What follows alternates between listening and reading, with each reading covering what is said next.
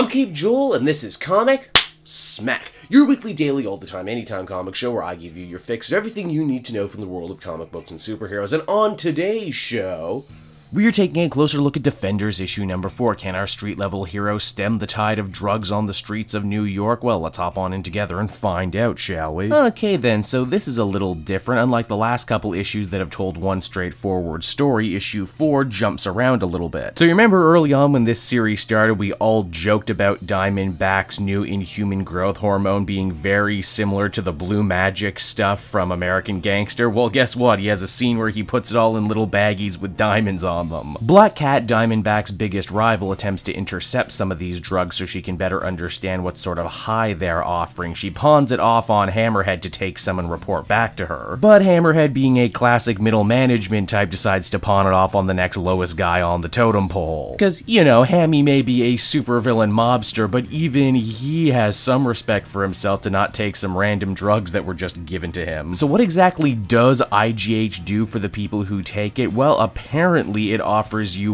a hell of a ride, lets you see yourself at your fullest potential before giving you hours of a euphoric high. Too bad it doesn't mix with other street drugs quite so well, because major side effects include death. And not a little death either, a lot of death, so much to the point that it's come across the desk of famous journalist Ben Urich. Urich's made it his own personal mission to break the story about the drugs, and he's brought it all the way to Robbie in the Daily Bugle, who could really use a story like this right about now. Too bad Urich maybe kinda sorta lifted some evidence from a crime scene when he wasn't exactly supposed to. Now, where are the Defenders in all of this right now? As you'll remember, Diamondback had managed to corner Jessica Jones and Iron Fist in the previous issue. Only Jess is not a huge fan of being cornered, and as such smacks Diamondback upside the head with a friggin' mailbox. And despite having his spine broken in the previous issue, Kung Lun's finest manages to pick himself up, dust himself off, and to borrow a wrestling term, get his heat back for that loss that he suffered in the previous issue by taking the fight to Diamondback and just smacking him up all over the place. All the commotion ends up alerting the cops, who take Diamondback away because, well, he did kinda sorta fake his death and he had drugs on him, and if he can't get arrested for that, I don't know what. Only maybe he didn't fake his death, because watching all of this go down is a woman carrying a pair of sais. Elektra? The hand? The cops are ready to ship Diamondback off to a more secure location, and the only reason they're able to do that night is because they're also shipping another high-profile inmate. Why, it's the Punisher, of course, and they're gonna be truck roomies. So that was Defenders number 4, everyone, and overall I thought it was really cool. I got a definite The Wire vibe off this issue, mainly because the superheroes took something of a back seat while Bendis explored what was going on with the mob, the cops, the paper, all filled with great interesting characters in their own right that managed to build a more cohesive, more layered, more interesting street-level universe in this book. Yeah, beyond that, I'm not sure what else to say. The book looks great. I love what they're doing with the characters. The action is tight. The dialogue is good. This book stands as a perfect example of everything Brian Michael Bendis can do when he's invested and motivated in telling a story. I would give this one an 8 out of 10. So that's Defenders, everybody. I hope you enjoyed it, and as always, why not check out some of these other videos? Then you can follow me on social media at Cape Joel. And if you want exclusive videos and podcasts before anyone else, you can become a patron for as little as $1 a month. It would be much appreciated. So until next time, everyone, this has been Cape Joel. Thank you so much for watching.